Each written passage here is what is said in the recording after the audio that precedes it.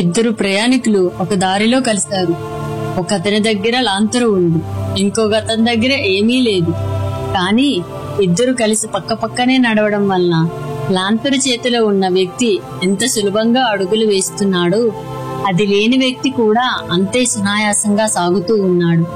కారణం, దీపం లేని వ్యక్తి కూడా నడవడమే. ఆ ఇద్దరు చాలా దూరం నడిచాక 4 రోడ్ల కూడలికి చేరుకున్నారు. అక్కడి నుంచి ఇద్దరి దారులు వేరయ్యాయి. లాంతరు ఉన్న వ్యక్తి ఎడమ వైపుకు వెళితే లాంతరు లేని వ్యక్తి కుడివైపుకు వెళ్లవలసిన పరిస్థితి.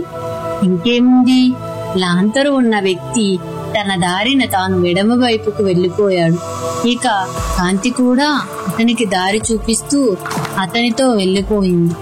లాంతరు లేని వ్యక్తి కుడివైపుకు తిరిగి 10 అడుగులు వేశాడో లేదో అతని కాళ్ళు ముందుకు సాగలేదు. కారణం, చీకటి.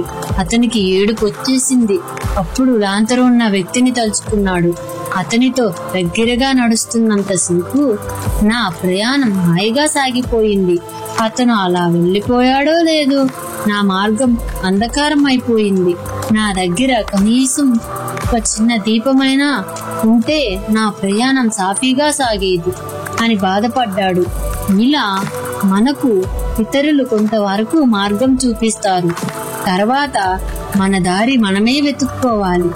జీవితం చివరిదాకా ఎవరో ఒకరు దారి చూపిస్తారు అని అనుకుంటే అది పొరపాటే. చదువుకునే రోజుల్లో గురువు చేసే పని కూడా అదే.